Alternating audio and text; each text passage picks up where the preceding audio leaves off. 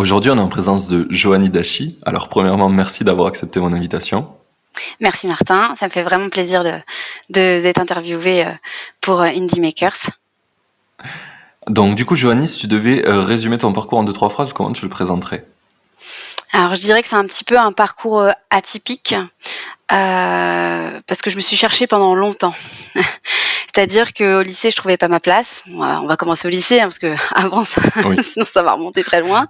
Mais déjà, ouais, au lycée, je trouvais pas ma place. J'avais du mal à être quelqu'un de scolaire. J'étais toujours un petit peu en marge de tout ça. C'était un petit peu difficile pour moi de me fondre dans la masse et de rentrer dans un moule. Ce qui fait que j'ai quitté le lycée en première pour m'orienter vers des études artistiques parce que finalement, il fallait que je m'exprime quelque part. Donc je suis Ok. partie, voilà, je suis partie dans un cursus pour apprendre le métier de photographe et je voulais être photographe illustrateur. Donc je voulais travailler, si tu veux, dans la publicité, dans l'illustration, dans le produit.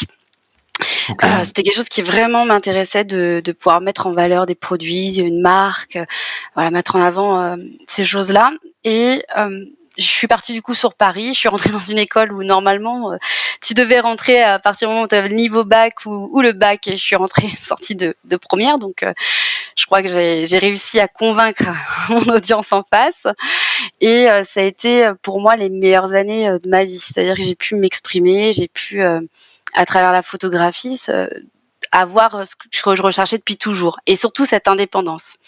Parce que finalement, c'est aussi un métier où c'est principalement Ouais. indépendant, voilà. Et j'ai eu la chance de rencontrer, des personnes, de travailler, en apprentissage, à la Réunion des musées nationaux. C'est une agence photographique, où on photographie donc toutes les œuvres d'art, à destination, de l'édition principalement. Ok. Et ça m'a permis de me donner, cet aspect technique de mon métier et de commencer un petit peu à comprendre ce qu'était le travail d'équipe et à m'insérer quelque part. Donc ça m'a fait beaucoup de bien, ça m'a donné des bonnes bases pour la suite et malgré tout, les gens qui m'entouraient, dans ce métier-là m'ont dit, Joanie, je pense que tu es un profil, exceptionnel, mais clairement tu vas t'empâter et il faut que tu puisses, faire ce que tu veux faire toi et t'exprimer, seule. Et alors à l'époque, j'avais Ok. 21 ans. J'avais un boulot, ça fonctionnait, c'était OK. J'attendais, je me disais: «Bon, on va me proposer un CDI, ça va le faire» et on te dit: «Non, là, il faut que tu prennes la porte et que tu voles de Mais tes c'est pour ton propres bien. ailes. C'est pour ton bien». Bah, donc j'ai pris cette décision de me dire: «OK», depuis toujours, j'avais cette idée un jour d'être indépendante et de voler de mes propres ailes et j'avais jamais eu le courage de franchir ce pas-là et d'y aller et c'est voilà mon directeur et mes collègues qui m'ont dit: «Vas-y» et là j'ai monté ma première société. Donc en tant que photographe, indépendant dans la publicité et je faisais un petit peu de particulier à côté. Ça a très, très vite démarré. J'ai travaillé, pour plusieurs grandes enseignes. J'avais du travail qui était récurrent, j'avais des gros contrats. C'était top. Alors je travaillais beaucoup, trop et quand Oui, tu ça es c'est. jeune, voilà. On C'est connaît tout tu ça. Voilà, on passe tous par là où, on devient un petit peu esclave de ce qu'on a toujours souhaité et au lieu de vivre un rêve, ça devient parfois un cauchemar.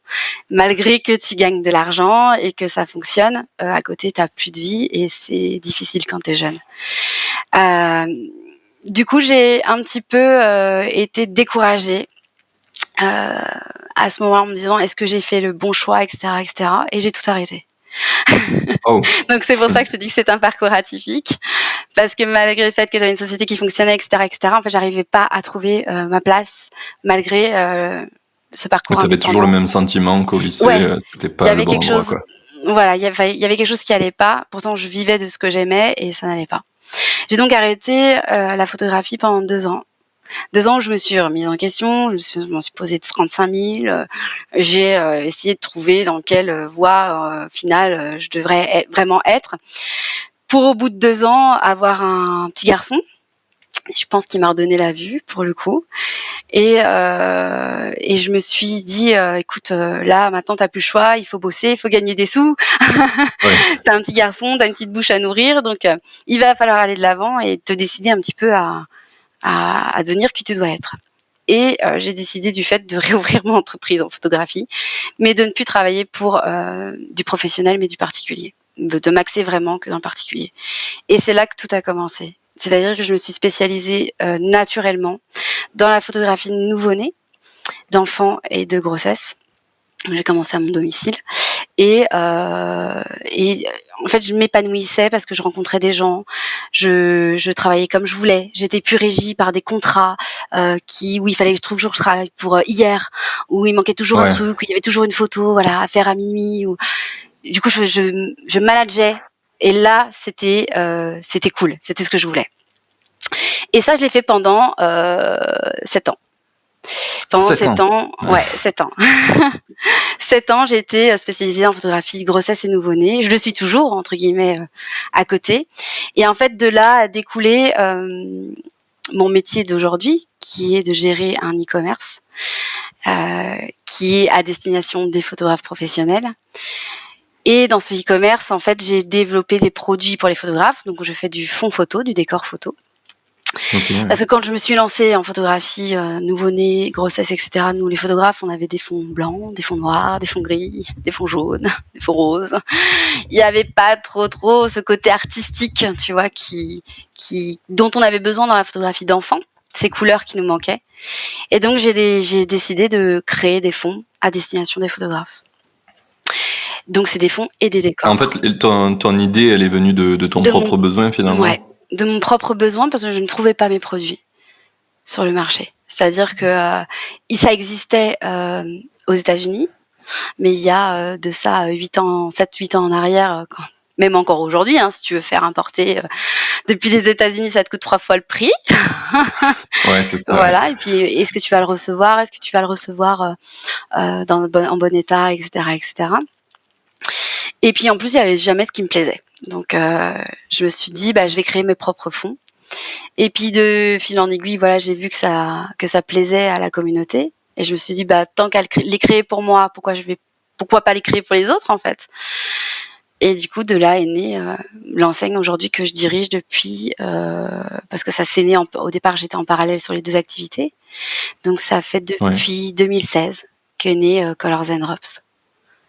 Voilà, qui est ma marque OK. aujourd'hui, mon e-commerce aujourd'hui de fonds photos et d'accessoires pour les photographes. Voilà. Heu, OK. Du coup, en 2016, Mmh, ça fait 4 ans, oui, que tu l'as créé. Tu as mis un petit peu, au début, c'était quoi le temps que tu passais dessus? Tu as tout arrêté pour le non. lancer ou tu as commencé graduellement? J'ai commencé graduellement parce que j'avais mon activité de photographe à côté, qui me prenait quand même, 100 de mon temps. Parce que j'avais beaucoup Oui. de travail pour le coup. Donc ça me prenait 100 de mon temps, donc on va dire que je travaillais sur, Colors, bah, le soir, durant les heures off en fait sur mon temps personnel. Ce qui m'a permis OK. de commencer tranquillement et puis, bah, pas d'être dans le besoin, si tu veux, d'un revenu, immédiat de cette, activité-là. C'est vrai que c'était confortable pour le coup de pouvoir lancer avec en ayant une activité à côté. Par contre, c'est vrai que, au fur et à mesure des années que la marque s'est fait connaître, que les photographes ont reconnu, le travail que je faisais pour eux, les matières et cetera qui leur convenaient, le produit leur convenait, bah, de plus en plus de commandes, donc de plus en plus, de temps à devoir, passer sur cette entreprise Ouais.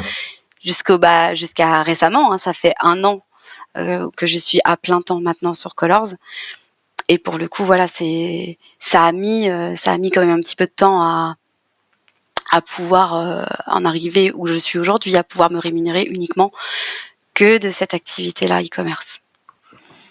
Du coup, donc ça fait 1 an que tu arrives, Mmh, finalement que tu vides cette oui, activité maintenant, en lieu et place de ton ancienne oui. activité. Tu es arrivé à faire, égal le niveau revenu? Ou c'est vivable, mais c'est pas encore ce que tu avais avant? Je Non, parle au moment où tu as basculé, hein. c'est égal, égal. Maintenant, c'est OK, égal, ouais. égal, ouais. J'ai basculé au bon moment.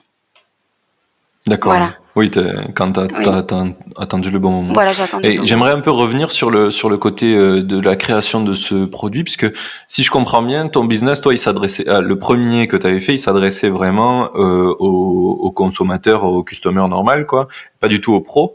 Donc du coup, comment t'as fait ce basculement? Parce que c'est le fait d'être photographe dans le milieu qui fait que t'avais les contacts et que ça s'est bien diffusé, ton produit. Comment t'as fait un petit peu pour le faire connaître? Alors, ça s'adressait directement aux professionnels.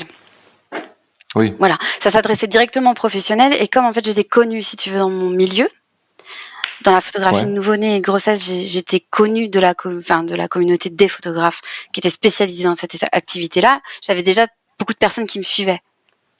C'est-à-dire que ok, quand je leur ai proposé un produit, moi j'ai identifié le besoin parce que moi-même j'en avais besoin.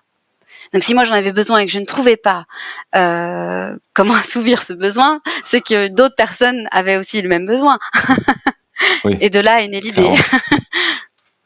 Voilà. Ok, oui. Non, ma question c'était un petit peu, puisque du coup, quand tu expliquais ce que tu Mmh. faisais avant, j'avais l'impression que j'avais pas conscience Oui, que tu avais une communauté aussi de gens qui exact. font le même métier que toi qui te suivent. Exactement. Voilà, excuse-moi, oui. Donc Oui, c'était la oui, question c'est de ça. savoir Voilà. comment tu arrives à diffuser J'avais déjà un finalement les gens qui. Ouais, j'avais déjà Vas-y. un réseau excuse-moi, j'avais déjà en fait un réseau de professionnels parce que comme j'étais suivie, j'ai formé aussi beaucoup, dans mon métier.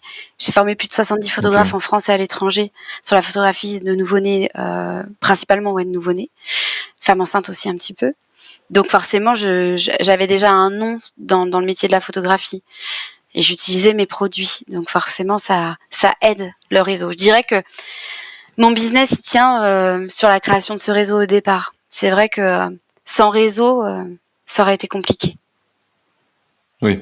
Surtout en plus, si je me trompe pas, le milieu des photographes c'est assez Mmh. tout marche beaucoup par réseau, non? Oui, ouais, c'est beaucoup de on est sur du bouche à oreille numérique, mais c'est ça. Ouais, c'est ça. Ok, C'est des groupes parce que dans la photographie, c'est le métier de photographe, c'est au sens large. C'est Tu peux avoir des photographes de mode qui viendront peut-être jamais acheter des produits chez moi. Pourtant, je pense que ça leur rapporterait peut-être beaucoup. Mais, voilà, si vous nous entendez. voilà. Non, mais c'est que, la photographie, tu passes du reporter au photographe de studio déjà, au photographe de mariage, c'est 3 métiers différents. On est tous Ouais. photographes, mais on fait pas la même chose. Voilà.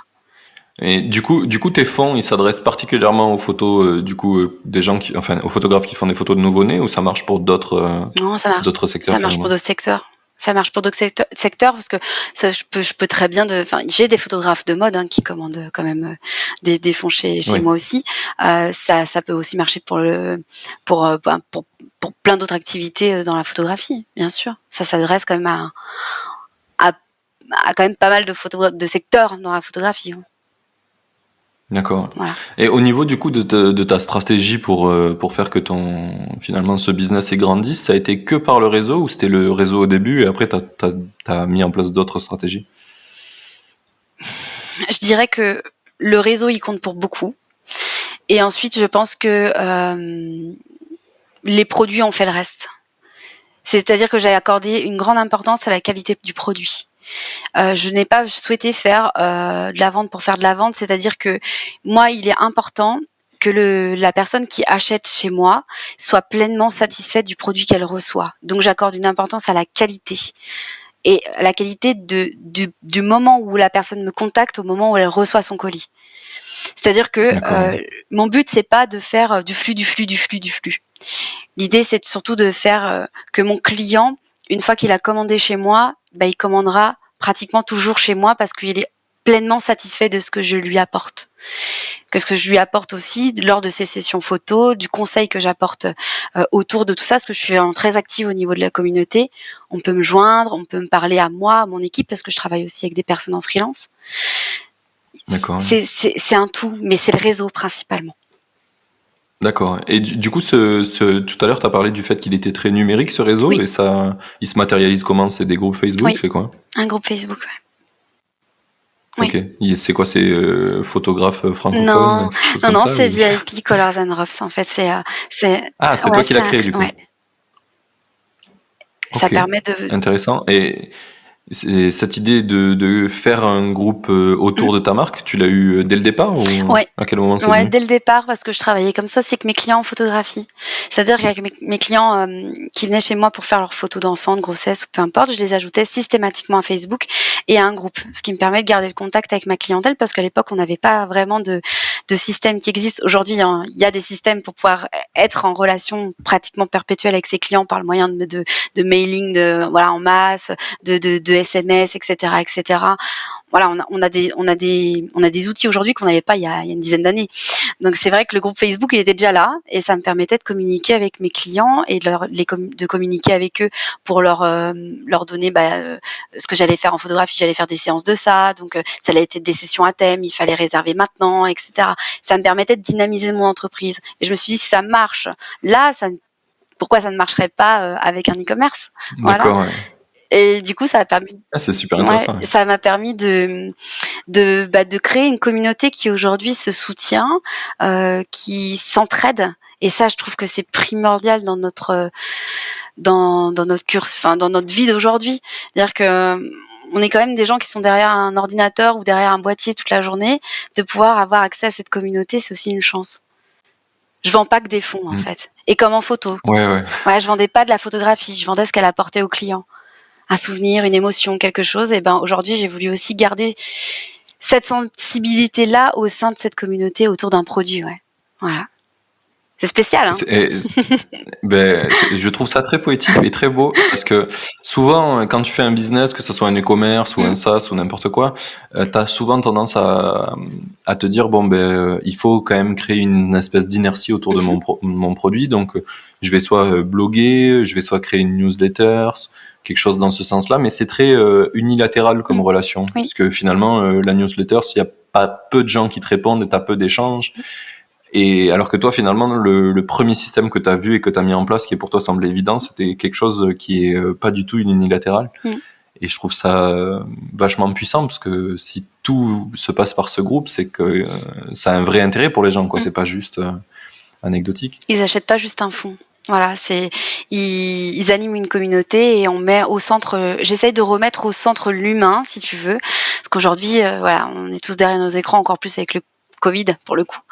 Et Ouais. pour moi, l'humain et les échanges, et je suis quand même quelqu'un de social et mais dans tous les sens, en fait, voilà, dans tous les sens du terme.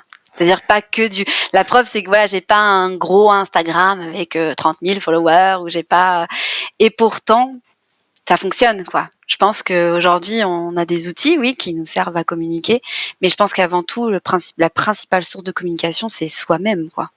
C'est montrer Mm. qui on est, ce qu'on veut, ce qu'on a à partager, ce qu'on a à offrir, et ensuite ce qu'on a à vendre, oui, mais il faut donner un peu de C'est soi. c'est intéressant que tu dises ça, parce que j'ai beaucoup eu le dilemme moi-même, tu sais, à Mmh, l'intérieur de moi, en mmh, mode bon, mais je veux que ce podcast il soit plus connu, du coup il faut faire du média, il faut faire de l'insta, il faut faire du mmh, Facebook, du Twitter, enfin tout et n'importe quoi. Et en fait, je trouve ça nul. Enfin, mmh, j'aime pas. J'aime pas le système unilatéral comme mmh, ça. Et en fait, je me suis rendu compte que naturellement, j'ai préféré aller dans des groupes. Je suis dans un Discord où il y a Anthony d'ailleurs qui a mmh. rejoint, et tu pourras rejoindre si tu veux, Super. d'entrepreneurs.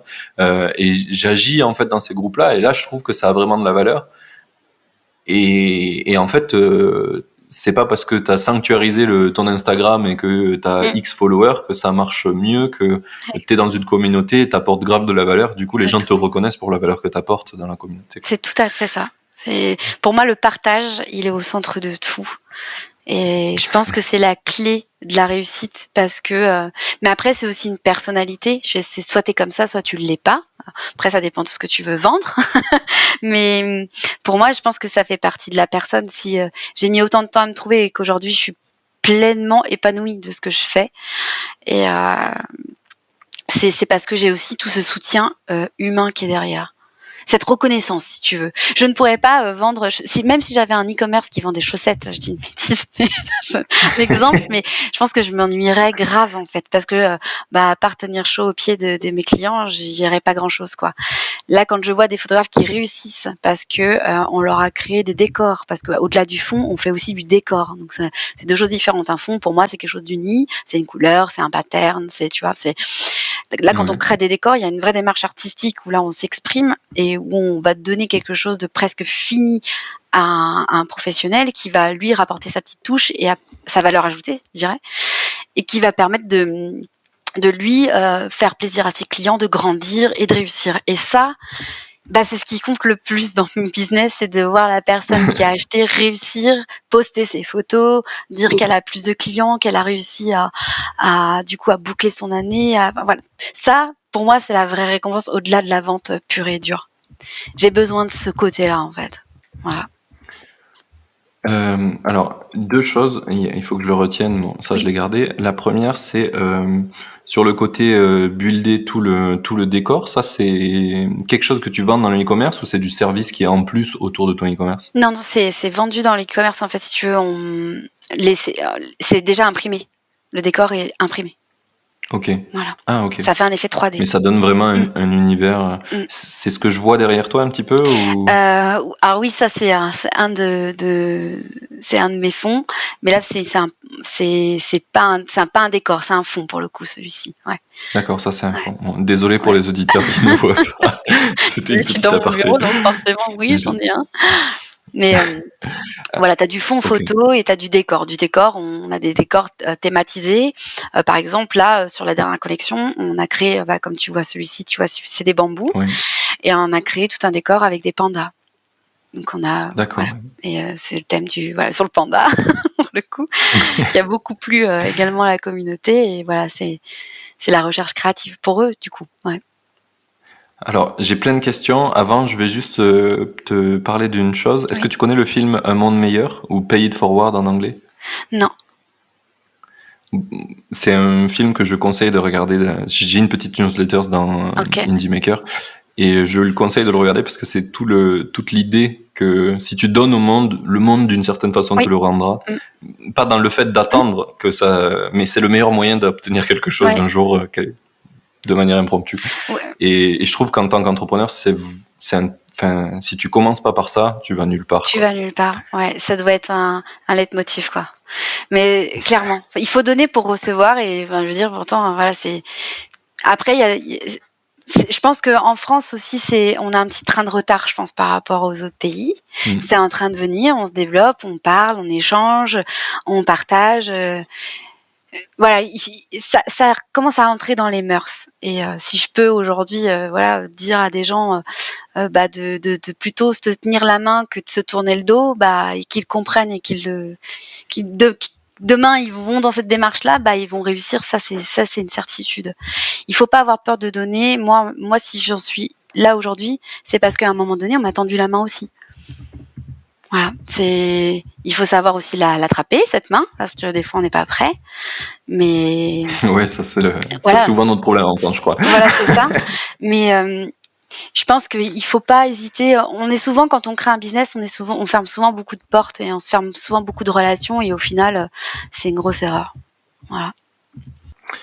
C'est drôle que tu parles de ça parce que c'est quelque chose qui m'arrive souvent dans le podcast où on me recommande des gens et a priori je me dis je sais pas vraiment si ça m'intéresse et à chaque fois je me dis c'est nul de penser ça, je vais y aller et on verra bien. Oui. Et à chaque fois je fais des podcasts et je ressors du truc, je dis putain C'était... heureusement que j'ai pas dit non, j'aurais été très con. Voilà. Oui, mais c'est parce que je pense qu'on a tous quelque chose à apporter dans le monde. On a tous notre place. On a tous, je pars du principe que on est tous capables d'eux. Voilà, c'est qu'une question de choix. Et le choix, on a toujours le choix. Il y a pas de, on n'a pas le choix. C'est un non-choix. Donc on a toujours le choix. Ça nous appartient à nous de se dire ok j'y vais ou non j'y vais pas. Mais c'est de la faute de personne. Voilà. J'aime bien que tu parles de ça parce que j'ai mis pas mal de temps à me battre avec moi-même pour essayer de changer le fait de dire, à la place de dire je ne peux pas, de dire je ne veux pas. Parce que, Exactement. en fait, quand tu dis je ne peux pas, tu te déresponsabilises, tu dis c'est pas ma faute, c'est pas moi qui choisis. Et en fait, tout le temps, tu peux dire je ne veux pas. Ouais. Et ça, c'est vraiment très dur à faire, mais je trouve que ça a un vrai impact, sur ta vie de faire ce changement. On peut tous y arriver. Il n'y a pas de. Parce que ce discours-là, mais c'est pas possible, mais tu y arriveras jamais, mais t'es folle, non mais indépendante de nos jours. J'ai entendu tout ce que tu peux entendre quand tu veux être indépendant, je l'ai entendu. Et aujourd'hui, je vais toujours à l'inverse de ce qu'on me dit. C'est-à-dire que si je te dis, mais c'est le principe, je crois, de la femme, quand tu demandes à ton mari, je mets la robe rouge ou je mets la robe bleue, il va te dire la rouge, tu vas choisir la bleue. Bah moi, c'est ça, mais tout le temps. Pas que pour la robe. Mais parce que tu dois vivre ce qui te fait vibrer et non pas tu dois pas vivre la peur des autres, en fait. Voilà. Moi, mon conseil aujourd'hui, c'est plus ça, tu vois, tu dois pas vivre à travers la peur des autres. Parce que généralement, c'est le frein de tout.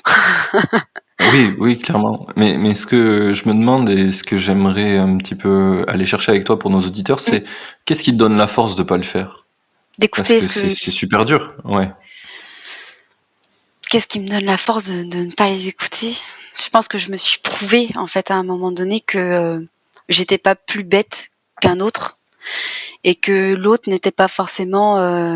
Pour moi, ces peurs sont pas les miennes et on est tous capables d'eux. Voilà, c'est ça. Je pense que on a tous chacun à nous apporter les uns les autres, ça c'est sûr, mais pas la peur. La peur, elle t'est personnelle. Ouais, mais pas la peur. Si t'as peur, toi, de te lancer, bah, c'est la tienne, elle t'appartient. Moi, j'ai pas peur, alors moi, j'y vais. Bah ouais, peut-être que je vais me planter, ouais. Ben, c'est pas grave. Hein, il faut bien tomber quand tu apprends, quand tu nais, tu fais du quatre pattes, tu t'assois, tu t'assois, tu tombes, tu fais des quatre pattes, tu tombes, tu te la relèves, tu tombes. T'es tombé combien de fois avant? T'en es pas mort, hein. Donc, il y a toujours une solution. Et la solution, elle t'appartient. Voilà. Donc, à un moment donné, alors, tout ne tombe pas, les choses tombent pas du ciel, il faut travailler. C'est pas juste, ouais, je vais y arriver et j'y arrive. Non, mais déjà, si tu pars en te disant, ouais, mais ça va peut-être pas le faire, mais c'est que j'aurai pas de clients, ouais, mais ça va peut-être pas intéresser les gens, ouais, mais si, ouais, mais déjà, tu t'es créé un tas d'excuses et ça ne marchera pas, quoi. Voilà. Dire, tu y vas, tu essayes, tu te donnes les moyens de réussir, tu vas jusqu'au bout, tu donnes tout pour l'obtenir. Et il n'y a pas de raison qu'au bout, il n'y ait pas le résultat que tu es allé chercher. Au pire, qu'est-ce qu'il peut y avoir de pire? Voilà. C'est quoi le pire? Les regrets. Ouais, c'est ça. Voilà, les regrets. Pour te donner une idée, quand j'avais mon studio photo, ça marchait très bien. J'avais une grosse clientèle qui était parisienne. Je suis connue dans le milieu de la photo, donc les choses se font vite. On a une belle communauté autour de nous, comme tu as pu le comprendre. Donc forcément, on se renvoyait des clients, etc. On avait des agendas qui étaient toujours pleins. Je vivais de mon métier. J'avais Colors qui montait à côté. J'avais un super studio de 100 mètres carrés. J'avais une maison flambant neuve que je venais de construire. Et du jour au lendemain, j'ai dit ouais, mais tout ça, ça ne me va plus. Je vends ma maison, je ferme mon studio, je veux vivre uniquement de Colors and Drops et je pars vivre à 700 km d'ici dans un endroit merveilleux qui m'a toujours fait flasher et aujourd'hui j'y suis et ça fait 6 mois que je vis ici je suis dans le Luberon maintenant. J'ai quitté la région parisienne pour le Luberon, ça n'a rien à voir. Oui, et quand j'ai fait ça, on m'a dit mais t'es complètement malade, tu viens de construire ta maison, ça fait qu'un an, t'as un super studio, t'as tout et tu t'en vas. Mais si tu te plantes, mais pourquoi je me planterais? Voilà, je pense que, et c'est comme le business en fait. C'est pareil. C'est ta vie et ton business, c'est pareil. Si dans ta vie, c'est comme, ouais, pour moi, tu peux les mettre en parallèle, quoi. Si tu veux quelque chose, donne tout pour l'obtenir. Il n'y a pas de raison qu'au bout il y ait rien. Au pire, tu feras une rencontre qui t'amènera peut-être autre chose ou qui te fera dévier vers un truc qui t'était plutôt dédié et t'étais peut-être pas parti dans le bon chemin, mais au bout de ce chemin-là, t'as rencontré quelqu'un qui t'a remis dans le bon chemin. Mais voilà, c'est ma façon de voir les choses. Alors après, c'est pas toujours facile de l'entendre pour tout le monde. On n'en est pas tous au même endroit. Mais j'ai mis du temps à y arriver, hein. Mais j'y suis arrivée. Donc si j'y suis arrivée, tout le monde peut y arriver. Voilà. C'est un très bon point. Ouais. Je sais pas. Alors, tu m'as fait noter plein de questions dans ma tête. On va essayer de les dépiler une par une. Oui. Déjà, une qui m'intéresse moi et je sais que ça revient souvent chez les entrepreneurs ou les jeunes entrepreneurs, c'est quand tu décides de faire quelque chose, souvent tu as des trucs qui t'attachent les pieds ou tu trouves qui t'attachent les pieds. Et comment toi tu les as gérés? Par exemple, est-ce que quand tu as décidé de tout quitter à Paris, t'avais ta famille qui t'a dit mais tu fais n'importe quoi, ou alors peut-être quelqu'un dans ton couple, enfin une personne en général dans un couple, Ouais. mais t'as compris ce que je Ouais, voulais ouais. dire. Est-ce que ces gens-là ils t'ont supporté, ou ça a été plutôt t'as dû un peu manager ce truc-là? Il y a eu des 2. C'est-à-dire qu'il y a eu des gens qui m'ont dit: «Ouais, mais t'as raison, de toute façon, à chaque fois que tu entreprends quelque chose, il y a toujours la réussite au bout, donc de toute façon, je m'inquiète pas pour toi». Ça, je l'ai entendu quand même. Maintenant, je l'entends. Il y a 10 ans, voilà, on me disait, «Tu en vivras jamais». Aujourd'hui, on me dit: «Mais comment t'as fait?» Bah, j'ai travaillé. Voilà, j'ai pris des risques. Y a et les gens qui m'ont dit: «Bah, que tu vas pas y arriver», enfin, ou ouais, c'est pas une tu devrais pas, en plus il y a le Covid ou ci ou ça, et si jamais, et si cela. Clairement, ça m'est passé complètement au-dessus parce que, ce que je ressens au fond de moi, je me dis que je pense qu'il faut s'écouter soi, ce qu'on ressent. Ouais, il faut écouter Hmm. l'émotion. Voilà, l'émotion, parce que généralement sinon si on s'écoute trop et on écoute ses peurs. Donc il faut plutôt ressentir l'émotion. Qu'est-ce que ça t'apporte? Qu'est-ce que ça te procure? Et là, tu sais si tu fais le bon choix ou pas. Je dirais, voilà. Alors c'est pas facile à retransmettre comme ça sur un podcast parce que c'est pas évident. Mais Ouais, je pense que tu le fais plutôt bien quand même. ouais, bon, ça va. Mais je pense que voilà, quand tu ressens l'émotion, que tu te dis, si t'es pas heureux dans ta vie, s'il te manque des choses, c'est que t'es pas au bon endroit. Et si tu fais rien, il se passera rien. C'est-à-dire, les choses elles tombent pas du ciel. Il faut provoquer sa chance, on le dit souvent. Alors la chance, il y en a ou il y en a pas, je ne sais pas, mais je pense que si tu essayes de trouver des opportunités, il y en a tous les jours, tout le temps, toutes les heures, toutes les minutes. Hmm. Et Oui, oui, c'est voilà, il faut juste aller les tu prêches un convaincu. voilà, il faut juste aller chercher ça. C'est-à-dire que moi j'ai erré pendant des années, j'écoutais plus ce que les autres me disaient que ce que je ressentais, parce que finalement là c'est plus du ressenti. Je pense que le ressenti est très important. Je pense que l'humain aujourd'hui, on vit tellement à 300 à l'heure qu'on n'a plus le temps d'écouter nos émotions, qu'on n'écoute plus son corps, qu'on n'écoute plus. Et pourtant, généralement, il a la réponse avant la tête, hein. Donc, je pense il faut choisir aussi les personnes qui t'entourent. Faut pas hésiter à couper certaines relations qui soient familiales ou qui soient amicales, parce qu'il y a toute rencontre et toute relation apporte quelque chose, te fait grandir, qu'elle soit bonne ou mauvaise. Mais je pense qu'à un moment donné, on n'a qu'une seule vie et que cette vie-là, il faut la vivre pleinement comme tu l'entends et comme tu en as envie. Parce qu'après, tu passes à côté de quelque chose et le temps, ça ne se rattrape pas. Donc, c'est ce que j'ai dit moi pendant mes premières années en photographie avec mon petit garçon quand j'ai monté ma première société. C'est vrai que j'adorais ce que je faisais, mais c'est vrai que je travaillais beaucoup. J'étais un peu esclave quand même encore une fois, même après avoir travaillé dans la publicité, j'ai aussi été quand même un peu esclave au démarrage, hein. Comme pour tout, hein, on va pas mentir aux gens. C'est pas l'idée, c'est qu'ils sachent quand même qu'au début c'est très chronophage. Oui. Et je sais que ce temps-là, je l'ai pris à mes enfants et je pourrais jamais leur redonner. Tu vois. Donc aujourd'hui, il est hors de question que je leur prenne ce temps-là. Je ne veux plus vivre comme ça. Voilà. Donc j'écoute ce que je ressens, je fais ce que je ressens. Et je te dis au pire, bah tu recommences, hein, c'est reparti. Hein, voilà. Ok, c'est très très bien. J'adore cette réponse. Enfin, voilà. On va revenir un peu aux Oui. questions à propos de ton business que j'avais. Il y en a une qui m'intéresse particulièrement, c'est sur quand tu récupères des nouveaux clients, Oui. tu penses qu'ils sont d'abord atterris dans la communauté, ou d'abord ils viennent sur le site puis ils atterrissent dans la communauté? Bah alors, Majoritairement, hein. on va dire que ça change là. À l'instant T où on se parle, ça c'est en train de changer. Ok. C'est-à-dire qu'avant, ils arrivaient dans la communauté parce qu'ils avaient été invités par d'autres personnes de la communauté et qui m'avaient trouvé de par mon métier de photographe, etc., etc. Aujourd'hui, ça va pratiquement faire presque un an. Enfin, pas tout à fait. J'ai arrêté au premier confinement. Donc c'était au mois de Ok. février. Donc j'ai dû Mars, arrêter ma dernière séance photo. Elle était au mois de février parce qu'on était en train de vendre notre maison. Donc de toute façon, voilà. Donc elle était au mois de février, donc ouais, donc ça va presque faire ouais, un an. Et maintenant, je dirais que comme je travaille différemment, j'ai des gens qui arrivent dans la communauté qui ne connaissent pas. et qu'on vu le site ou qu'on a entendu parler de par peut-être une vidéo, parce que j'ai des youtubeurs qui ont fait une vidéo sur mes produits il y a pas longtemps, donc ils arrivent de là, ou ils ont entendu parler d'un autre photographe mais qui connaît pas forcément encore vraiment le truc, quoi. Donc là j'ai beaucoup plus de personnes qui arrivent qu'on sait pas trop d'où ils viennent.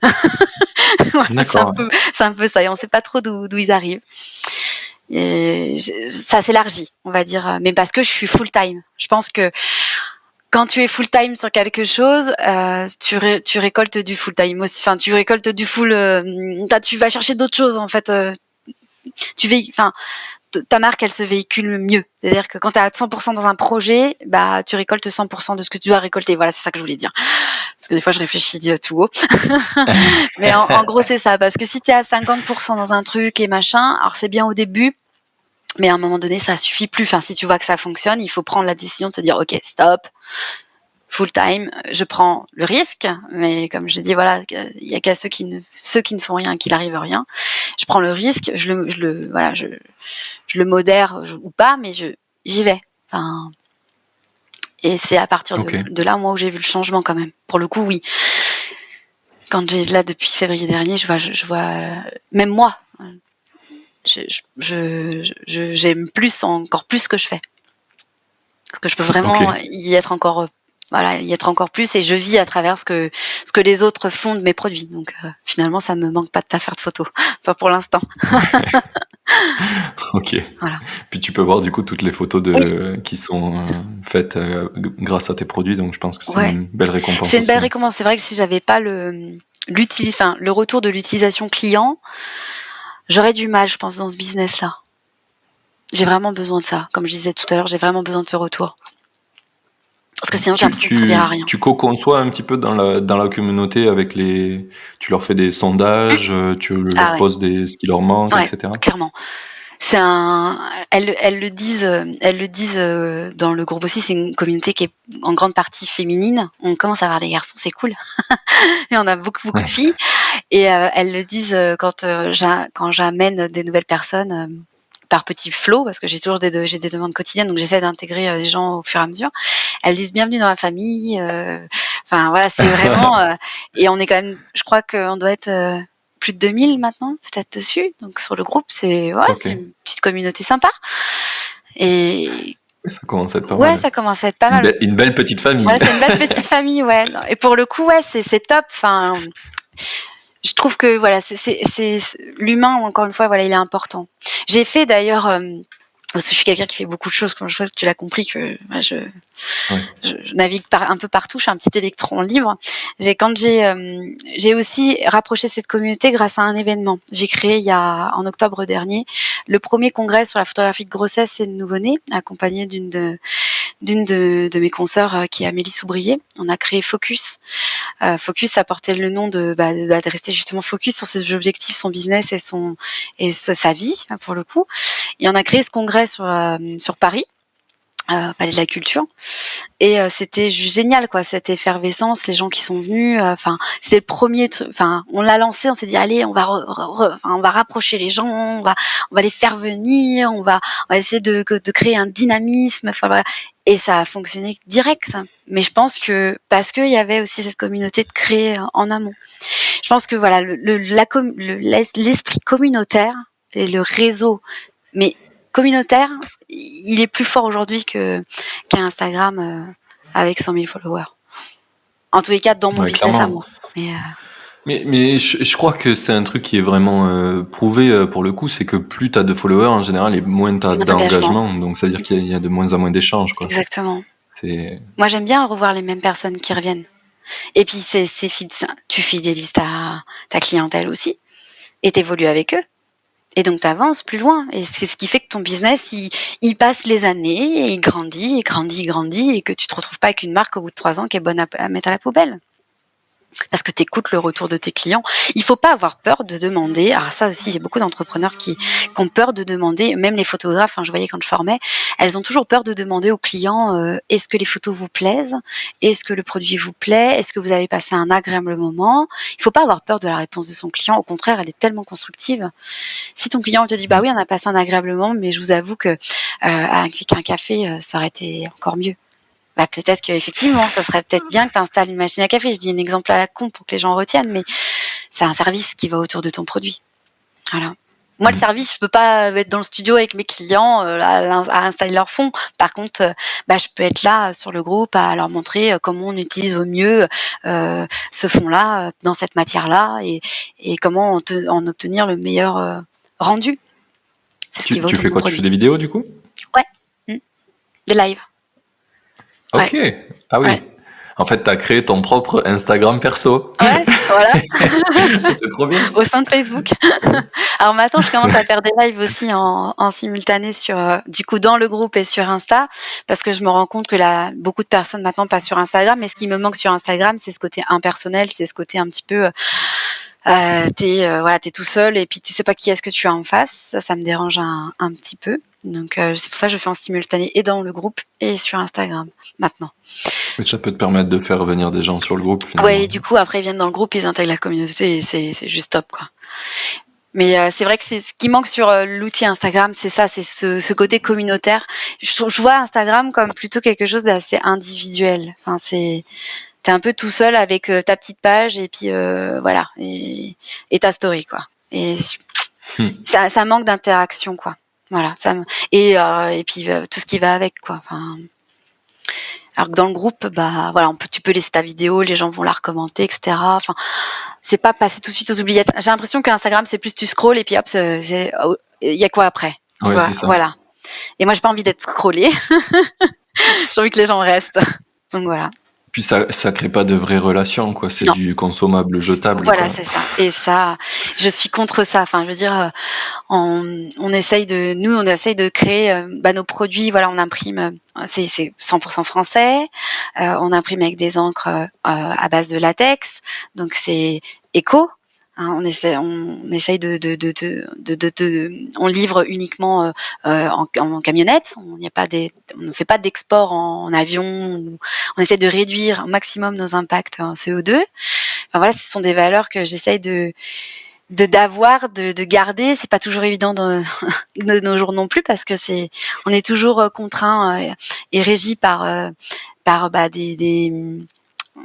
des solutions de livraison, etc., les colissages. Des fois, c'est compliqué. Ouais. Mais voilà, ça fait partie aussi de mes valeurs. Ne pas faire forcément du jetable. Au contraire, de donner un produit de qualité à mes clients qui va durer dans le temps et qui pourront revendre et qui pourra faire du seconde main 10 ans après. Ça, c'est vraiment pour moi important aussi, tu vois. C'est quoi l'ordre d'idée de prix de tes produits? Oh, ça va de 69 € à plus de 500. D'accord, Voilà. suivant la taille, la Suivant la qualité. taille et la matière qu'on utilise. Alors, on n'est pas à 0% sur je te vais pas te prôner du vegan ou du machin c'est pas possible parce qu'on est quand même dans un processus d'impression donc on essaye de réduire au maximum tous nos impacts mais c'est notre squelette sans ça on peut pas produire les images qu'on fait donc mais je veux que ça soit un produit durable, voilà, d'essayer que le client quand il l'achète quand c'est produit, créé, que ça reste pendant X et X années. Voilà. Oui, c'est pas juste pour un shooting Non. et bye bye, quoi. Voilà, c'est ça. Et ensuite, tu le jettes parce que c'est du papier ou du machin. Non. Voilà. Ok. C'est pas toujours évident, Bon. mais moi, Oui, je comprends. j'ai quelque chose qui n'est. Enfin, j'ai un produit qui est dédié vraiment à une activité, donc c'est pas toujours C'est une facile. niche. Ouais, c'est une niche de niche. C'est ça. C'est une niche de niche de niche, même, je dirais. Voilà. Mais je crois que c'est le meilleur truc pour commencer. Ouais. En tout cas, c'est ce que moi je conseille de faire, c'est de vraiment commencer par quelque chose. En plus, si tu le connais comme toi t'as fait, c'est le meilleur moyen de commencer. Et après, tu peux t'étendre à une plus grande niche ou les niches voisines. Voilà, Enfin, il y a plein de stratégies. Si à un moment donné, tu l'as vraiment, saturé de tes produits. Mais je pense que c'est même très long parce que Parce que c'est les niches en général, tu crois qu'elles sont petites et puis tu sais, c'est comme quand tu vas dans des cavernes, quoi. Tu Oui, creuses un peu et en fait, il y en a une gigantesque derrière voilà, qui c'est ça. attendait juste d'être découverte. Voilà, c'est ça. Ah non, de toute façon, ils font Euh, du temps pour tout. En Rome, comme on dit, ne s'est pas fait en un jour. Et le business, c'est pareil. Il faut pas croire que demain, tu ouvres ta boîte et que tu es millionnaire. Ça fonctionne pas comme ça. Enfin, ça peut arriver, hein, mais c'est un pourcentage quand même minime de la population, je pense. C'est ton travail et ton investissement personnel qui paye. Voilà. Et la reconnaissance client.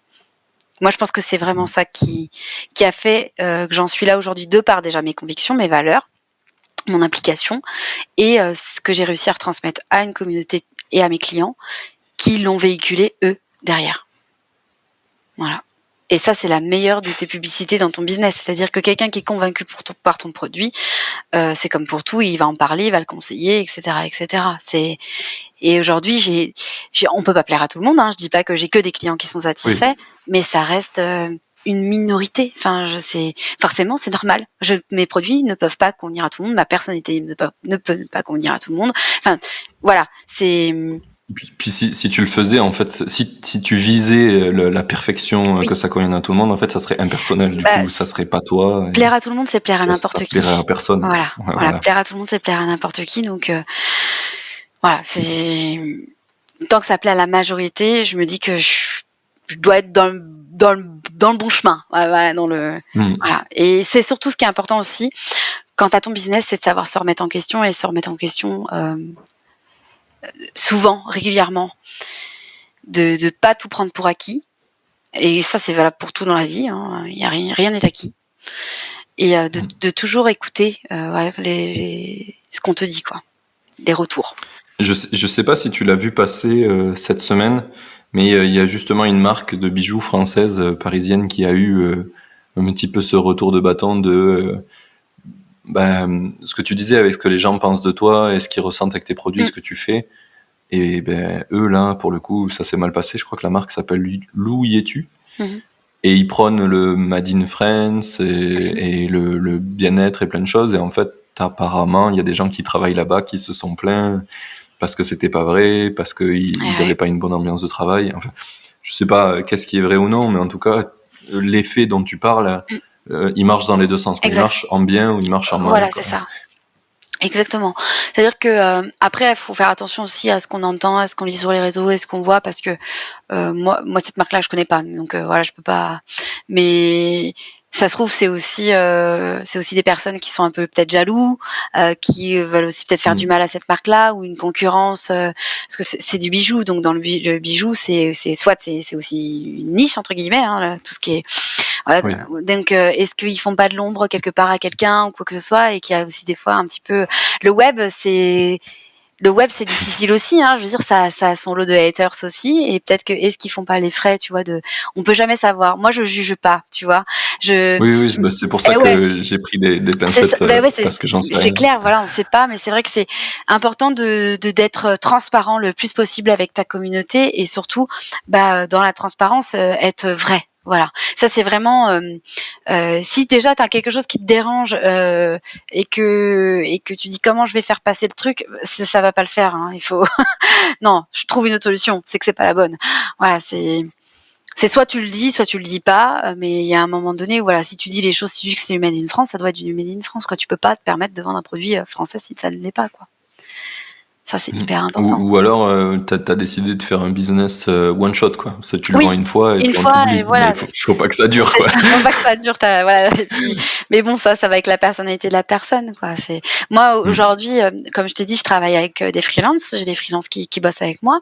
Je fais que j'ai pas de salariés dans mon entreprise. Ça, pour l'instant, c'est un choix. C'est parce que voilà. Les freelances, c'est cool parce que ils ont aussi leur liberté, et au final, on se rend compte qu'on travaille tous les jours ensemble, mais ils ont aussi leur liberté de pouvoir choisir. Et pour moi, c'est quelque chose qui est important pour moi, que les gens aussi puissent choisir, qu'ils se sentent pas enfermés dans quelque chose, comme moi j'ai pu me sentir enfermée dans certains endroits. Ouais. Voilà, donc c'est pour ça que je travaille avec du freelance. Je pourrais très bien avoir du salarié, c'est pas un problème, mais l'idée c'est que je crée quand même de l'emploi. Tu vois, indirectement, je crée de l'emploi, et ça me fait plaisir aussi dans mon business. C'est pas parce que j'ai pas de salarié que je crée pas de l'emploi. Je crée de l'emploi indirect. parce que j'ai du freelance et j'ai d'autres personnes qui travaillent pour moi tous les jours. J'ai mon développeur qui travaille sur le site internet, j'ai la personne qui travaille avec moi sur les SAV de nos produits et ça, c'est une freelance aussi. J'ai les nanas qui créent avec moi, c'est des freelance aussi. Enfin, j'ai une entreprise où je suis toute seule, mais au final, on est 15 quoi. Ouais. Tu vois? Et ça, je trouve que c'est beau aussi ça, ce côté, oui, je suis indépendante, mais aujourd'hui plus vraiment quoi. Enfin, j'ai quand même des gens qui bossent avec moi et qui font grandir la marque aussi, même s'ils sont pas salariés de mon entreprise. C'est pas une obligation en fait. Oui, Après, clairement. Mais c'est que c'est un truc que je pousse avec le podcast, c'est de se rendre compte que un solo business, ça veut pas dire que tu es tout seul dans ton coin. exactement. Ça veut dire des fois que ton entreprise, tu vas monter tout seul, mais tu vas forcément avoir de l'aide à un moment donné. Enfin, t'es pas surhumain, quoi. Non, c'est ça. Il faut pas hésiter à demander de l'aide et il faut pas hésiter à se dire que si t'es pas dans les capacités de faire une tâche, il y a pas de honte à aller sous-traiter quelque chose, à aller demander à quelqu'un qui sait le faire de le faire. Parce que Mm. quand tu te lances, par exemple, moi c'est un business sur internet, mais c'est un e-commerce. Au début, j'ai fait mon site toute seule. J'avais pas forcément les moyens de payer un développeur pour me faire un site internet. C'est un e-commerce, c'est un petit e-commerce pour le coup, donc c'est ça. J'ai pas besoin d'un gros développement autour de ça. Mais pour le coup, j'avais pas 10-15 000 euros pour démarrer Oui. sur un site. Donc je me suis un petit peu débrouillée. Mais au final, tu te rends compte très vite que c'est handicapant.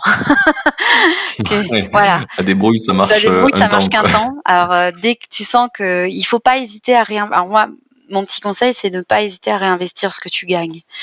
Parce qu'au final, c'est ce qui te fait grandir et ce qui te fait aller un peu plus vite. Il faut se payer, oui, mais il faut pas être trop gourmand au début. Il faut essayer de jauger les choses pour avancer parce que sinon, c'est vrai que ça peut être compliqué quand même. Voilà. Faut réinvestir, faut croire en Ok. soi et réinvestir dans son entreprise. Bon, on a pas mal divagué, mais Oui, c'était vraiment cool. On va revenir un peu à mes questions. recentrons-nous aux questions. Ressentons-nous sur le business. Donc, je crois que partie 1, on a tout abordé. Mhm. Sur tout ce que tu as lancé, est-ce qu'il y a vraiment quelque chose qui fait écho en toi comme quelque chose que tu aurais échoué, une leçon que tu as tirée de quelque chose qui a vraiment pas marché? Mmh. Heu, J'arrive pas à trouver. Je sais c'est pas que j'ai jamais échoué, parce parce qu'en fait, alors on dit toujours, quand tu écoutes les start-upers et cetera, qu'il faut échouer, qu'il faut se planter, que voilà et cetera et oui et non, en fait. C'est-à-dire que, l'échec, il doit être vécu comme c'est quelque chose de personnel, je pense, l'échec. Moi, je pense que tu l'as bien compris dans ma façon de voir la vie, de voir les choses, c'est que, si ça n'a pas marché, c'est pas la faute d'eux, c'est de la mienne. Donc, c'est que j'ai pas mis tous les outils en place et que j'ai pas fait ce qu'il fallait pour que ça fonctionne. Donc, je vais pas m'arrêter. En fait, je vais tout de suite rebondir. Donc, j'ai du mal à me souvenir Ok, de alors l'échec. regarde, je vais te reposer la question mieux, Vas-y. tu vas voir. Parmi tout ce que tu as créé actuellement, est-ce que tu te rappelles d'un moment où tu as énormément appris par rapport à ce que tu venais de faire? Oui, mais sur la photographie.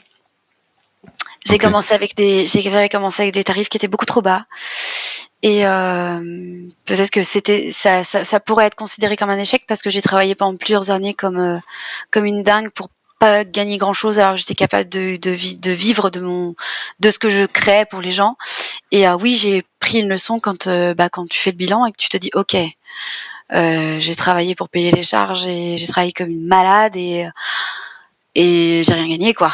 Enfin, je me suis tout juste payée, alors tout ce que j'ai donné aux gens, pour ça? Waouh! Là, tu prends Ouais. la claque, ouais. Mais je l'ai pas vécu comme un échec. Je l'ai vécu comme en disant: «Tu vraiment merdé, tu vraiment mal compté, quoi. Tu vraiment mal calculé ton coût et comme tu es quelqu'un qui donne beaucoup, tu donné, donné, donné parce que c'est pas de leur faute à eux, c'est toi qui as mal pricé dès le départ. C'est toi Ouais. qui t'as chié dans la colle et qui a vendu ce que tu faisais, pour, 2 francs 6 sous». Donc ouais, peut-être, d'être conscient de la valeur de la valeur qu'on donne aux autres, aux gens ou à son produit, etc. Et de ne pas avoir peur d'y mettre un prix. D'y mettre un prix, que ce soit du service ou que ce soit sur du produit, parce qu'il y a toujours un service autour du produit en plus, donc voilà. Mais ouais, peut-être l'échec, ça serait ça, d'avoir perdu un petit peu de temps à donner pour pas forcément recevoir. Alors recevoir dans l'humain, si ça j'ai reçu, ça pas de problème, ça c'est sûr, mais pas forcément sur mon compte en banque. Donc ouais, Ok. de bien réfléchir quand on monte son business, de bien quand même réfléchir à un business plan et d'avoir quelque chose qui soit rentable. Voilà. Ok. Eh ben, tu vois, on a trouvé. Ouais, on a On va trouvé. pouvoir passer À ta à ma question partie suivante. 2. Du coup, là, un petit peu, j'aimerais savoir c'est quoi tes objectifs finalement avec ton projet actuel et où c'est que tu veux l'amener? Où est-ce que je veux l'emmener? J'ai déjà pas mal atteint mes objectifs à l'heure actuelle. Je voulais être la première boutique de backdrops en France, et je pense qu'aujourd'hui j'ai coché la case. Je pense que la communauté me l'a rendu ce titre, à juste titre. Et voilà, parce que j'ai quand même pas mal cravaché pour. Donc cet objectif-là, il est rempli. Donc l'objectif, c'est de continuer comme ça, de perdurer. Ça, c'est une certitude, et continuer peut-être d'aller chercher des nouveaux photographes dans d'autres secteurs d'activité, un petit peu plus, parce que j'en ai, mais peut-être pas assez encore aujourd'hui. Parce que je pense que je peux leur apporter beaucoup dans leur business, de par aussi mon expérience en tant que photographe, pour le coup, parce que je suis photographe avant tout, quoi. Donc Ouais. voilà. Donc pour le coup, peut-être l'objectif, ce serait d'aller chercher ces gens-là qui ont besoin de mes produits, mais qui ne les connaissent pas encore. Pas encore assez. Voilà. Ok. Bah, c'est Ouais. plutôt clair comme Ouais. réponse. Euh, Simple. Simple. Là, j'aimerais bien savoir, quand tu as envie de faire par exemple des nouveaux fonds, des nouveaux produits, c'est quoi ton cheminement un peu pour savoir si c'est une idée pourrie ou si c'est une bonne idée? Si c'est une idée pourrie, ouais. Si c'est une bonne idée, bah, je me dis que si ça me plaît déjà, forcément ça va plaire à d'autres. Je me dis, je pense que jusqu'à maintenant, ce que j'ai fait, ce que j'ai créé pour mes clients, ça a toujours plu. Alors il y a des choses qui plaisent plus ou moins, toujours pareil, mais je me dis que non, bah je sais pas trop en fait comment répondre à cette question. C'est pas simple en fait, mais Mais en sur de fait, l'idée, ça dépend. ça dépend sur Je quoi en dirais fait. que ouais, et puis ça dépend aussi quel type d'entrepreneur t'es au fond de Ouais, toi. Il y a des entrepreneurs qui sont très basés sur les chiffres, sur de la data, sur tu vois, en mode très stratégique. ouais, Et il y en a d'autres qui sont très gut feeling, quoi. ouais, Qu'est-ce que tu ressens au c'est fond de ça. toi et Ouais. Bah moi qui je suis plus devrait comme marcher ça. ou pas. Ouais, je suis plus comme ça. Et je sais que, je sais pas, ouais. Alors on va dire, tu peux peut-être pas monter sur un business sur le ressenti. Bah pour la preuve, j'en suis peut-être la preuve vivante que ça fonctionne. Mais alors oui, bien sûr que j'ai étudié les chiffres. Oui, je regarde le nombre de connexions. Oui, je regarde. Enfin, c'est normal. Mais j'y suis venue après. C'est-à-dire que Ouais. maintenant j'analyse. Avant, je me disais ça, c'est une bonne idée. Ouais, je suis sûre que ça va marcher. Moi, je sais que si ça, je le faisais, mes clients adoreraient. Donc, il faut que j'arrive à convaincre les gens que ça va marcher pour eux aussi, quoi. C'est plus ça. C'est moi qui vais mouiller, quoi. Ok. Voilà. Mais alors, il a data, le machin, le truc. Enfin, moi, je suis pas franchement dans ce système. J'y viendrai peut-être, mais je pense que ça marche comme ça. Je vois pas pourquoi. Mais je dirais enfin, moi je le vois, il y a vraiment deux façons de faire. Il y a des gens qui vont de regarder la data plutôt a priori et après faire des choix. Et moi je suis plutôt comme toi Mm, où je vais faire des choix parce que je le sens mm. et je sais pas vraiment d'où ça vient et je peux pas l'expliquer. Et après je regarde un peu la data pour voir si le choix que j'ai fait était bon et qu'est-ce que la data en disait pour voir. Tu sais, c'est pour renforcer finalement mon instinct Ton instinct, ou ouais. alors pour dire bon ben ok ça c'est un instinct pourri, il faut plus Faut faut plus plus l'écouter. l'utiliser. Voilà, c'est ça. Ouais. Bah après, voilà, je pense que moi, je marche beaucoup au ressenti, au feeling et pour tout dans ma vie, quoi. Donc après, tu vas me dire, est-ce que tu arrives à peut-être qu'il y a des gens qui vont m'écouter qui vont me dire: «Mais comment elle arrive à avoir le feeling sur, quand elle vend des trucs en ligne, elle a le feeling avec personne en face. Derrière l'écran, il y a tout et personne», mais je sais ce que je leur donne, en fait. Je sais de quoi je suis capable, je sais ce que je leur sors, je sais ce que je leur apporte, je sais ce qui les fait vibrer parce que j'ai analysé ma communauté, j'ai analysé le besoin, puis je sais mon métier de base, je suis photographe, donc je sais ce dont les gens ont besoin, et j'essaye d'aller penser à ce qu'ils n'ont pas encore pensé eux-mêmes. Enfin, tu vois? Ouais. Et j'essaye toujours d'avoir ce petit train d'avance, pour essayer d'aller, heu, chercher le nouveau produit, le nouveau truc, la nouvelle matière, qui va faire qu'ils n'y ont pas encore pensé, mais ça, ils vont en avoir besoin et effectivement, ça va leur changer leur, voilà, je suis plus dans ça, dans me dire, ouais, c'est du ressenti ou, mais parce qu'après c'est une passion aussi. Enfin, c'est une vraie passion. Je pense que C'est une ça très, très aide. bonne réponse. Ouais, je pense que ça aide. Moi, si tu me mets des chiffres, des machins et tout, enfin moi, les chiffres, ça me parle, enfin ça me parlait. C'est-à-dire que, en plus, c'est une niche, quoi. Si je vendrais, de la crème pour les cheveux, un exemple, là tout à l'heure on était dans les chaussettes, on est remonté au niveau de la tête, tu vois? Mais, peut-être que oui, j'aurais besoin de data, tu vois? Parce que, j'ai un produit que tout le monde peut avoir besoin, et cetera, et cetera. Aujourd'hui, dans mon business, j'en ai pas forcément besoin. C'est moi, tu vois? Enfin, Ouais. c'est plus moi qui est au cœur du truc. Je sais même pas si c'est vraiment une question de produit. Je pense que c'est vraiment une question de qui est la personne Mmh, qui le fait mmh. et quel est le bon moyen pour elle de le faire, quoi. Ouais, C'est voilà. surtout ça, je crois. Mmh. Je pense qu'il y a Ok. il y a pas Très- de bon ou de mauvaise façon de faire. Il y a celle qui te convient le mieux. Exactement. Voilà. Exactement. Très bien. Du coup, ben, on va pouvoir attaquer un petit peu une question suivante. Est-ce que tu as d'autres projets que tu comptes faire dans le futur? Oui, C'est quoi un peu le futur de tes le projets? futur de mes projets, alors je suis associée avec Anthony sur, une plateforme, je sais pas si tu en as parlé? Si? Donc, qui n'a pas encore, vu le jour, enfin, à ce jour, voilà, c'est prêt, c'est prêt à sortir, mais c'est vrai que la conjoncture à l'heure actuelle, moi je la trouve pas favorable en fait à la sortie de ce projet. Hem, donc on a créé, enfin j'ai eu l'idée à la base d'une marketplace destinée, à la photographie, aux photographes d'une niche, bien sûr, dans le nouveau-né et dans la grossesse.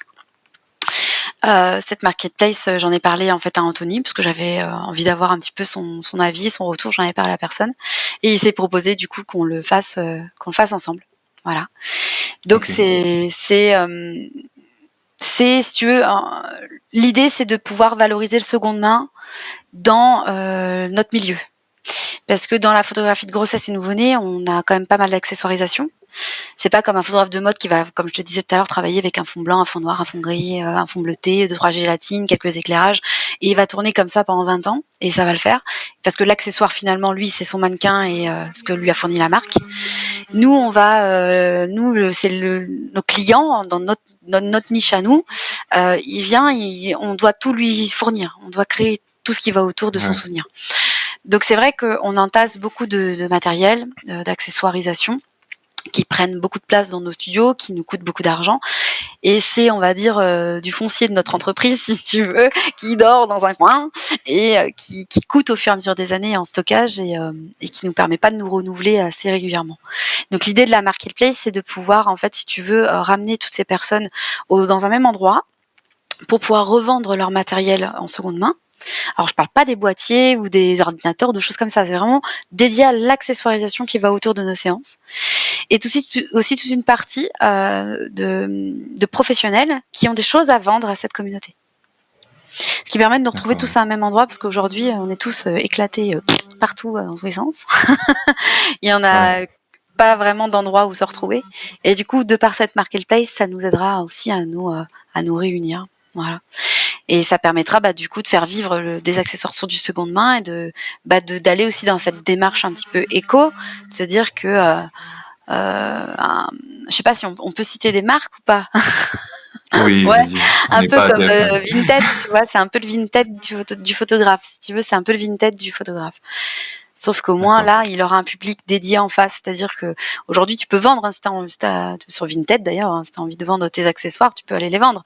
Mais en face, tu pas forcément le public adéquat pour vendre ton truc, quoi. Donc tu vas avoir du mal à le vendre.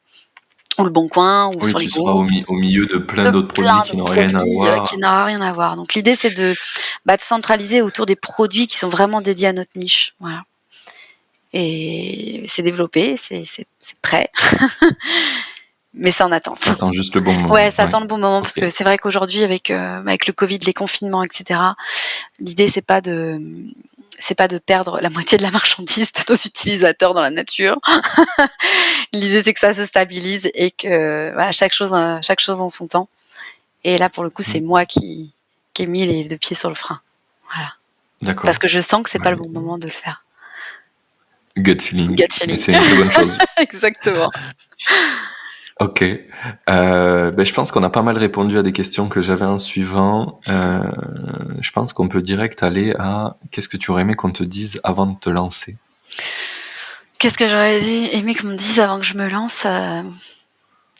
J'aurais aimé qu'on me dise que c'est une expérience merveilleuse et que j'allais m'épanouir dans ce que je faisais et que justement j'allais briller et que j'allais faire briller les autres autour de moi, quoi. Voilà. Que j'allais leur apporter du bonheur plutôt que tout ce qu'on a pu me dire.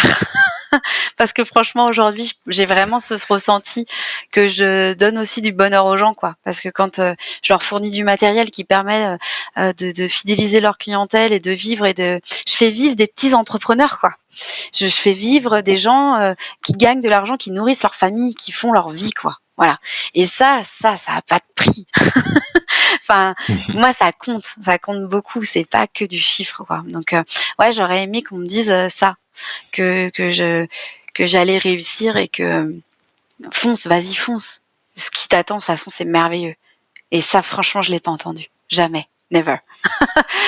Et pourtant, c'est ce que je vis Ouais, aujourd'hui, quoi. Voilà. c'est plutôt vrai. Je crois que j'ai jamais entendu un entrepreneur qu'on lui a dit: «Si, si, t'inquiète, ça va marcher de Mais ouais. ouf». Mais ça, c'est Alors que la ça peur des peut autres. et que ouais, ouais, ce qu'on disait au Bah oui. début. Je pense qu'on n'est pas tous faits non plus pour faire de l'entrepreneuriat, parce que c'est aussi une grosse charge mentale. En plus, moi, je suis une femme, donc encore plus compliqué, hein, quand tu dis que tu es entrepreneur, c'est pas enfin, en étant une femme, c'est encore plus dur, je trouve, qu'en étant un homme. Et en plus, de surcroît, quand t'as pas vraiment fait d'études, parce que moi j'ai fait une école d'art, donc oui, j'ai un niveau Ouais. entre guillemets BTS aujourd'hui. J'ai fait ouais une école de photographie, mais je suis pas diplômée d'une école de commerce ou d'ingénieur ou de machin ou de truc. Ben voilà. Et j'ai quand même réussi, quoi. C'est pas parce que t'as pas de diplôme que tu ne peux pas y arriver. Ça, c'est aussi un message que j'aimerais faire passer, parce que le passe ton bac d'abord, le passe ton truc machin, et ce diplôme-là parce qu'on ne sait jamais, et un CDI parce que la vie c'est Ouais. dur. Ouais, mais si ça ne me va pas en fait, je fais quoi? Je suis malheureuse toute ma vie. Je passe à côté de ce que je dois vraiment faire. Donc faut vraiment s'écouter. Si au fond de soi, on se dit: «Non, mais en fait, non, j'ai besoin de sécurité, je préfère être dans une boîte, ou ci ou ça», bah, faut peut-être mieux y rester, tu vois? L'entrepreneuriat, c'est pas forcément pour tout le monde, faut être prêt aussi à le vivre parce que c'est une grande aventure et c'est pas une aventure d'un jour, quoi. C'est une aventure de vie. Ouais. C'est vraiment une aventure de vie. Aujourd'hui, je serais incapable de retourner dans une boîte. C'est pas possible. J'y arriverai pas. Parce que je vais toujours trop vite en fait pour les autres et ils arrivent pas à me suivre. Enfin, j'ai 45 000 idées à la seconde. Alors même moi des fois je me fatigue moi-même. Donc c'est vrai que c'est dur. Tu vois? Non mais c'est vrai, c'est vrai, c'est que mais il faut pas passer à côté de ce qu'on a vraiment envie de faire. Au pire tu te plantes. Bon bah écoute, voilà, je veux dire, il y a pire quoi. Franchement, il y a pire. Il y a la maladie quoi. La maladie, je pense que c'est pire que tout quoi. C'est pire qu'un échec. Mmh. Je pense que tant que tu as la santé et que, hem et que tu pas peur de bosser parce qu'il faudra bosser, voilà. Après, faut pas avoir peur de Cool. tout quitter parce qu'au final, tu peut-être pas sur le bon chemin, quoi. C'est drôle que tout à l'heure, tu as dit 2 choses qui m'ont pas mal marqué, enfin juste maintenant et un peu avant. le fait que là, tu pouvais pas retourner en arrière et avoir un CDI. Et à un moment donné, quand tu parlais avec des gens tout au début et qui t'ont dit, en fait, faut que tu te lances toi. Et ça fait très écho à ce que j'ai vécu il y a, je sais pas, 3 ans et demi, quelque chose comme ça. J'ai fait des entretiens pour entrer dans des grandes startups à Paris, puisque je suis développeur de formation. Je me suis dit, je vais essayer de faire la voie royale, quoi. Et j'ai fait un entretien avec le patron d'Alan, qui est une assurance. Et on parle ensemble, et j'y avais dit direct que je voulais pas être juste un développeur, tu vois. Déjà, j'avais annoncé la couleur. Et on parle, et à la fin de l'entretien, il me dit, franchement, c'est trop, trop cool. J'ai grave envie de bosser avec toi, mais en vrai, je crois qu'il faut que tu bosses pour toi. Et tu sais, j'étais un peu perturbé, genre, mais du coup, on va bosser ensemble ou on va pas bosser ensemble? Qu'est-ce qui se passe à la fin? Voilà, c'est quoi la finalité? Oui, c'est ça. Et ouais, du coup, ça s'est pas fait. J'ai fait mes trucs à moi et je comprends tout à fait ça. Et je pourrais pas revenir en arrière maintenant. Moi non plus. J'ai besoin de driver le truc, en fait. Alors, je le drive peut-être pas toujours bien, mais j'apprends. Enfin, je veux dire, je dirais que t'as toujours à apprendre. Il y a toujours à apprendre. Et si tu fais pas, si t'as pas d'échec, t'apprends pas. Enfin, faut apprendre de ses erreurs, faut apprendre de ses échecs. Et je pense que moi j'ai besoin, je me nourris de ça en fait. Je me nourris vraiment de ça. J'ai vraiment, je peux pas. Ouais, mais tiens, vas-y, fais ça parce que ça, de toute façon, ça marche. Ouais. Pour toi peut-être. Mais moi j'ai vraiment besoin de voir si vraiment ton truc ça marche quoi. Je dis pas que je crois que ce que je vois, mais j'ai besoin de le faire par moi-même. Et s'il y a quelqu'un qui m'écoute et qui se qui se reconnaît dans ça, vas-y fonce quoi. Vas-y, parce que je te jure qu'au bout du chemin, expérimente. Voilà, c'est magnifique ce qui t'attend. C'est la liberté. Voilà, c'est ça le mot que je cherchais, qui me manquait. Aujourd'hui, je suis libre. Voilà, je suis libre de faire ce que j'ai envie parce que j'ai réussi à écouter ce que je ressentais. Sache que déjà, ça me parle à moi, ce que tu dis. Ça va comme alors. Ça, on a déjà une personne convaincue.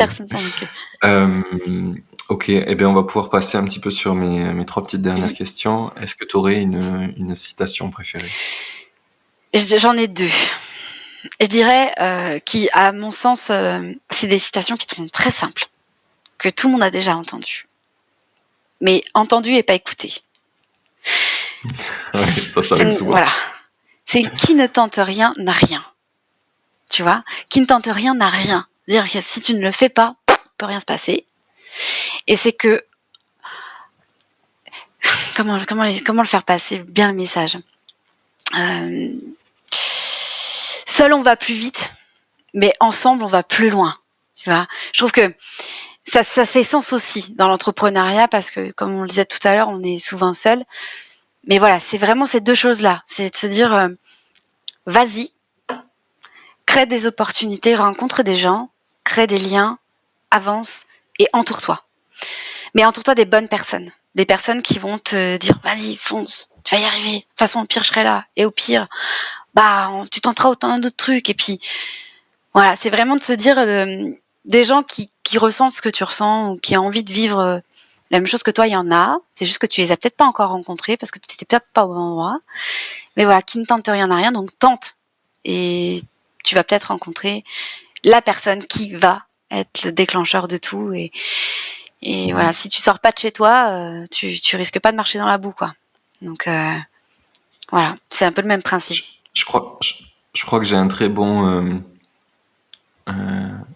feedback pour ta deuxième citation, qui est que je pense que j'aurais jamais bossé avec Antonin Archer, qui est le monteur du podcast Indie Maker. J'aurais jamais fait plus de 5 épisodes parce que ça m'aurait saoulé de monter. Et je sais le faire, tu vois, mais j'aime pas ça et j'y vais à contre-cœur. Et du coup, faire ça toutes les semaines à contre-cœur, j'aurais arrêté. Ouais.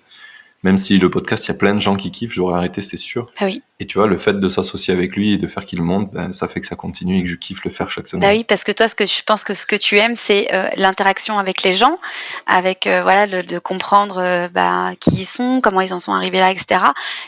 Ton taf, c'est pas de faire du montage, alors que la personne qui tu travailles, lui, ce qu'il kiffe, c'est tout monter, d'avoir un résultat à la fin, et que le truc, ça fait sens, et que c'est voilà. C'est ça, c'est 2 métiers différents.